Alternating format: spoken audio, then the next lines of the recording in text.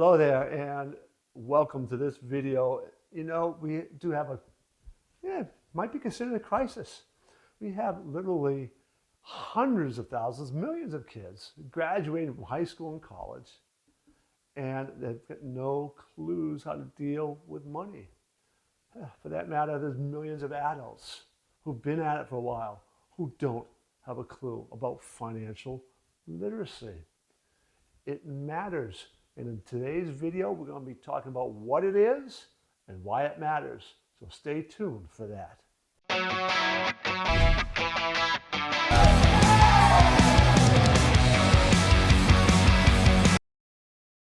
A lot of people, when I say financial literacy, aren't really clear on exactly what financial literacy is. The other piece to that also is, why do people struggle with their money? Those two are obviously going to be two of the big topics. We want to talk about how emotions can play into all this. And of course, we want to be talking about how we're going to teach it. What's the best way to make sure young people are getting this all important knowledge? All that and more we'll be talking about in this video. All right, so I have 4 children, all graduated from college or school, right? Now working. I will be the first to admit that somehow or other, teaching this didn't happen the way it should have. So now they're coming to me with questions, right? In hindsight, I'm like, all right, how did I miss this? This is part of why I'm doing this whole series now, and part of why we've got a curriculum designed for this, because somehow or other, this wasn't getting transferred. But I'm not alone as the parent who's finding this out with their kids. They don't know how to budget, how to manage, how to think beyond and plan ahead, right?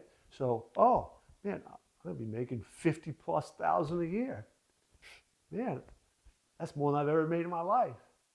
Without understanding what is going to be coming out of that, right? And how to save.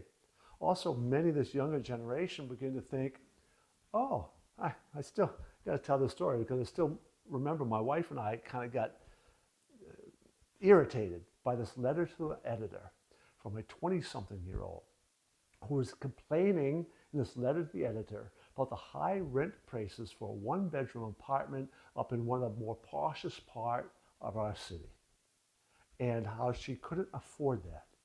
And she really thought she should be able to live there. And we were like, oh my God, who does she think she is? Like, when I first started out, I had a small apartment near the local university with 3 bedrooms, and I had roommates who I didn't even know.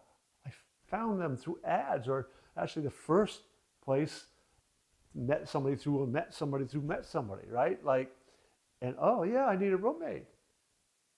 That's what you did in order to save money and afford to live there. You didn't expect to live by yourself. But this newer generation thinks that they should be able to afford these nice apartments and a nice car and starting right out. That's not the way the world works. And I would even say it's probably not the way it should work. But they've got no understanding of all this. So all of a sudden they're beginning to feel the financial stress as they get their paycheck in, begin to realize all the things they need, and then all the things they want, right? And they don't even understand how to figure out the difference between the two. All of that is playing into all this financial literacy challenges. What is financial literacy? Financial literacy is your understanding, your literacy, so to speak, on things like debt, interest, investing, banking terms, mortgages, right? All these kind of financial topics that they test you on. And MasterCard gives out one.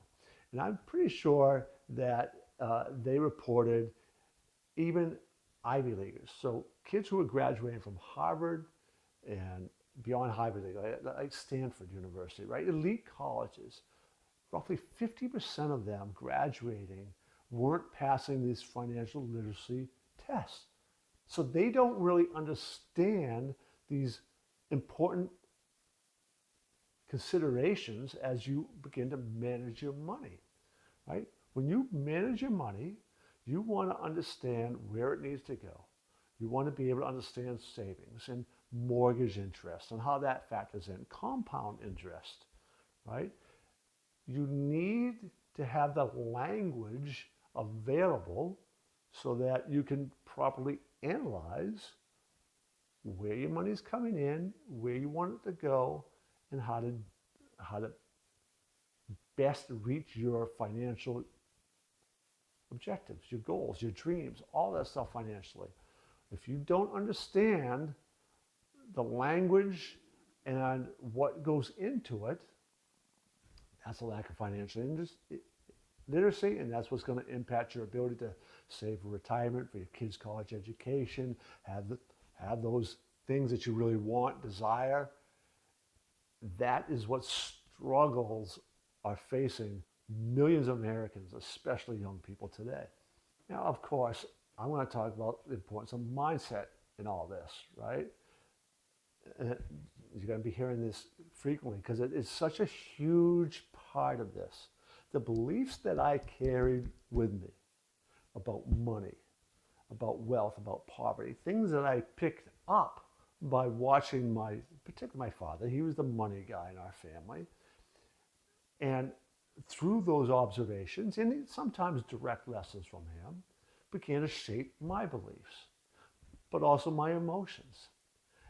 And sadly, long before I really kind of began to get a handle on my own mindset later in life, those emotions about, oh, my dad sacrificed so much and he didn't really need to. Like, he had more money than he did, but he grew up in the Depression.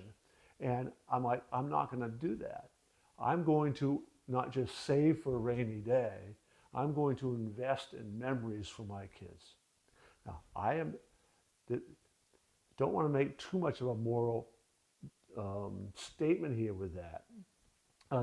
Investing in memories is important, but not necessarily at the expense of being able to leave a legacy and do some things financially in my senior years and be able to give back and some of these other things that I could do if I kind of found that balance. But again, that's being driven by the emotions from my experiences growing up, which were driven by my dad's emotions and beliefs and stuff growing up in the Depression. And that, it's that pendulum swinging. We got to try to make sure we don't swing too far the other direction. And what I see now with a whole lot of the kids that I've worked with over the years is this a mentality of, oh, I want that and I want it now, right? And they don't understand the cost, right? Oh, I can afford that, right? It's 0% interest. And they don't begin to break down and think about what will go into that and how long is that 0% interest, right? So you buy a $2,000 item that you really wanted and you aren't making that much money, you don't even realize that, oh, after 6 months, the interest goes up to 18%. And this whole idea of then how things compound, none of that, right? So all of that's are really important things that they need to learn. So how do we really need to go about teaching is, all right, we have lots of tools in terms of apps and things, so kids need to learn how to, like a Quicken program, spreadsheets. They need to understand the concepts of that. So basic technology tools, how to set those up. Those are powerful things to learn. But beyond that, they need to understand and learn about their own beliefs, their own emotions. There's all those mindset issues I just talked about. They need to learn those and understand how to manage those and change those. And then most of all, they need to learn how to build habits.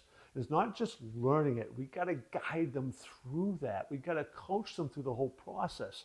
We got to help them build the habits, right? That might have been one of my biggest failures with my children, and why I'm now trying to advocate it so much, because I've seen like, oh man, this is where I really kind of messed up. So now, as they're young adults, I'm trying to help them build these habits. This is something I should have done and could have done much earlier in their life. So for all you parents out there, start early and help them develop those habits, help them develop that literacy. It's vital that they get this at an early age. Well, that just wrapped up this video. I want to encourage you, as always, subscribe to the channel, check out other videos, but also have a few webinars that are free that you can access, and there's a link to the page where those webinars are. So I encourage you to register for any one of those, check those out. It's different takes on mindset topics. So I really encourage you to watch those and then come back and check out some of our other videos.